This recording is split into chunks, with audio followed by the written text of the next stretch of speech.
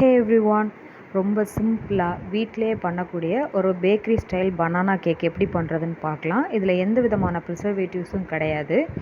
இதுக்கு தேவையான பொருட்கள்: whole wheat flour, oil, egg, sugar, அப்புறம் baking soda, baking powder, vanilla extract and நல்லா பழுத்த 2 பனானா.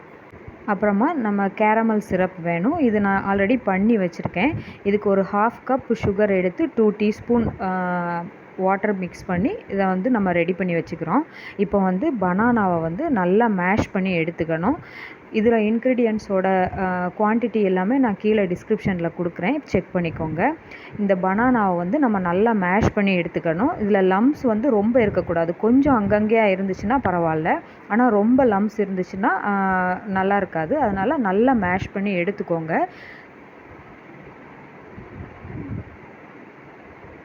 நல்லா மேஷ் ஆனதுக்கு அப்புறமா இது நம்ம மெஷர் பண்ணி பார்க்கும்போது எனக்கு 1 கப்புக்கு கொஞ்சம் கம்மியாக வந்துச்சு.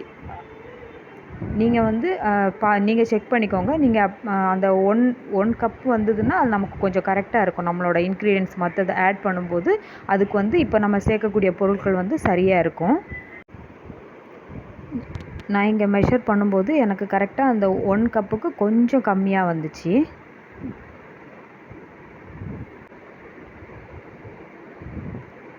கரெக்டாக கொஞ்சம் தான் கம்மியாக வந்திருக்கு பாருங்கள். இப்போ நம்ம ஒரு பவுலில் அதை ஆட் பண்ணிவிட்டு அதுக்கு கூட நம்ம எடுத்து வச்சுருந்த அந்த 2 எக் இருக்குதுங்களே, அதை நம்ம இதில் ஆட் பண்ணணும். 2 எக் சேர்த்து அந்த எக்கு இதில் நல்லா மிக்ஸ் ஆகிறது மாதிரி நம்ம பண்ணணும்.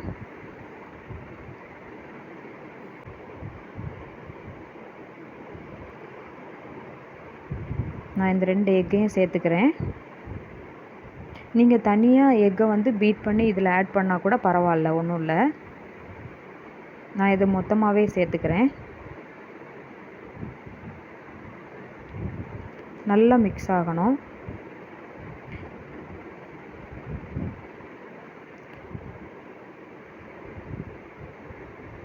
நல்லா மிக்ஸ் பண்ணிவிட்டு அப்புறமா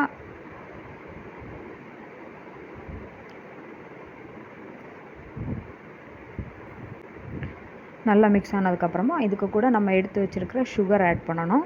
நம்ம ஏற்கனவே கேரமல் சிரப் பண்ணுறதுக்கு 1/2 கப் சுகர் நம்ம ஏற்கனவே பண்ணி வச்சுருப்போம். அது இல்லாமல் தனியாக 1/2 கப் சுகர் நம்ம இதில் ஆட் பண்ணணும். இதை ஆட் பண்ணி அந்த சுகர் கொஞ்சம் மெல்ட் ஆகுறது வரைக்கும் இதை நல்லா மிக்ஸ் பண்ணிக்கோங்க. அப்புறம் வெண்ணிலா எக்ஸ்ட்ராக்ட் நல்லா சேர்த்து நல்லா மிக்ஸ் பண்ணிக்கோங்க.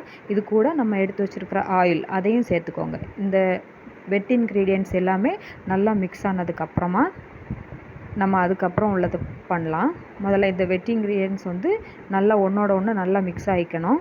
இப்போ இதை எடுத்து வச்சுட்டு நெக்ஸ்ட் இதுக்கு கூட கேரமல் சிரப்பையும் ஆட் பண்ணிக்கோங்க. கேரமல் சிரப் ஆக்சுவலி கீழே உங்களுக்கு டெபாசிட் ஆகும். அதனால் இதை நீங்கள் நல்லா இது எல்லாமே பைண்ட் ஆகிற மாதிரி நல்லா மிக்ஸ் பண்ணிக்கோங்க.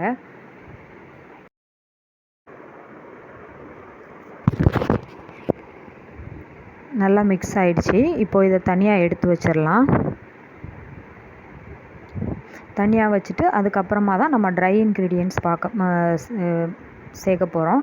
ட்ரை இன்க்ரீடியன்ட்ஸ் எப்படின்னா அது நம்ம டைரெக்டாக சேர்க்காமல் அதை கொஞ்சம் சலித்து சேர்த்துக்கோங்க. ஏன்னா அதில் ஏதாவது கட்டி இருந்ததுன்னா அப்புறம் நமக்கு கேக்கு பண்ணும்போது அந்த கேக்கில் அந்த மாவு மிக்ஸ் ஆகாமல் இருக்கும். ஒரு சில இடங்களில் மட்டும் பச்சையாக இருக்கும், மாவு குக் ஆகாமல் இருக்கும். அதனால் நம்ம இப்படி சலித்து சேர்த்துக்கிட்டோன்னா அது நம்ம வெட் இன்க்ரீடியண்ட்டோட நல்லா பைண்ட் ஆகிக்கிறோம். நல்லா சலித்து சேர்த்துக்கோங்க.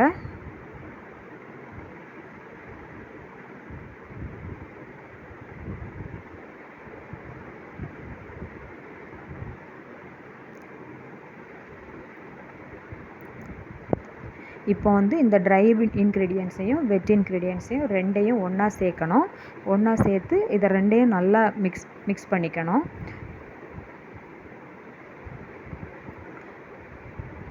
நல்லா மிக்ஸ் பண்ணிவிட்டு இந்த கேப்பில் நம்ம அவனை 180 டிகிரிக்கு 10 மினிட்ஸ் ப்ரீஹீட் பண்ணிக்கோங்க.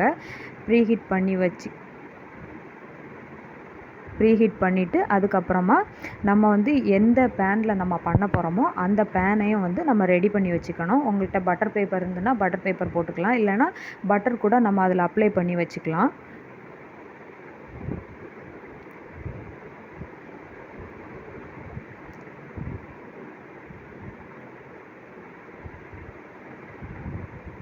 நான் மிக்ஸ் பண்ணிட்டேன். இப்போ நான் இதில் பேனில் ஆட் பண்ணிக்கிறேன். இது நீங்கள் வந்து ப்ரெட் பண்ணுறதுக்குள்ள பேன் இருக்குல்ல, அந்த பேன் கூட நீங்கள் யூஸ் பண்ணிக்கலாம். லோஃப் பேன் இருக்குல்ல, அது கூட நீங்கள் போட்டுக்கலாம். அதுலனா கரெக்டாக நமக்கு வந்து பேக்கரியில் கிடைக்கிற மாதிரியே நம்மளால் ஸ்லைஸ் பண்ண முடியும். என்கிட்ட அது இல்லை, அதனால நான் இந்த பேன் எடுத்திருக்கேன்.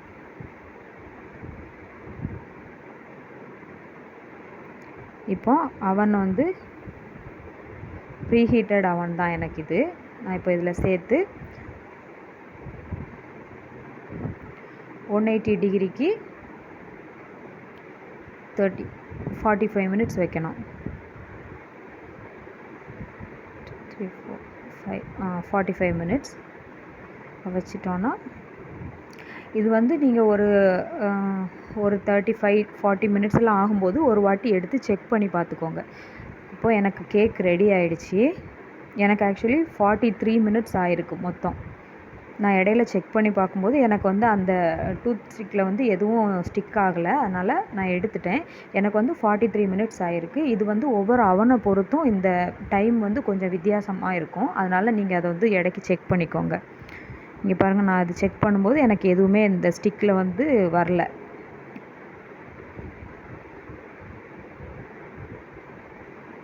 எதுவுமே வரல. இது வந்து ஆக்சுவலி நல்லா கூல் டவுன் ஆகணும். நல்லா கூல் ஆனதுக்கப்புறமா தான் நமக்கு நல்லா அந்த டேஸ்ட்டு தெரியும். நான் வந்து ரொம்ப கூல் ஆகிறது வரைக்கும் வெயிட் பண்ணல. ஆக்சுவலி சீக்கிரமாக கட் பண்ணிட்டோம். நல்லா கூல் ஆனதுக்கு பிறகு நீங்கள் ஏர்டைட் பாக்ஸ்லாம் போட்டு வச்சிங்கன்னா ஒரு 1 or 2 டேஸுக்கு இது நல்லாவே இருக்கும். ரொம்ப நாளைக்கு இது வந்து இருக்காது. ஏன்னா இதில் வந்து நம்ம பனானாலாம் ஆட் பண்ணியிருக்கோம். அதனால் நான் ஸ்லைஸ் பண்ணேன். எனக்கு நைஃப்லலாம் எதுவுமே வந்து ஒட்டி வரல. நல்லா சாஃப்டாக இருக்குது.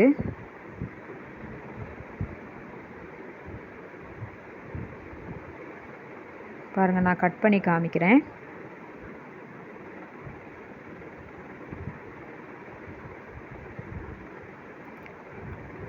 எனக்கு ரொம்ப ரஃப்பாக அந்த மாதிரியெல்லாம் இல்லை. இப்போ குக் ஆகாமல் இருந்ததுன்னா நைஃப்பில் ஸ்டிக் ஆகி வரும்.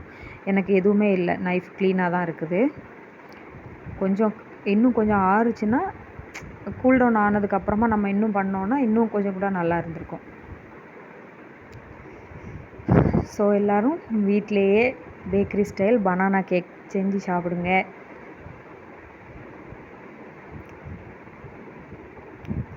செஞ்சு பார்த்துட்டு எப்படி இருக்குதுன்னு சொல்லுங்கள். இந்த வீடியோ பிடிச்சிருந்துச்சுன்னா லைக் பண்ணுங்கள், ஷேர் பண்ணுங்கள். மறக்காமல் இந்த சேனலுக்கு வந்து சப்ஸ்கிரைப் பண்ணுங்கள். தேங்க்யூ ஃபார் வாட்சிங்.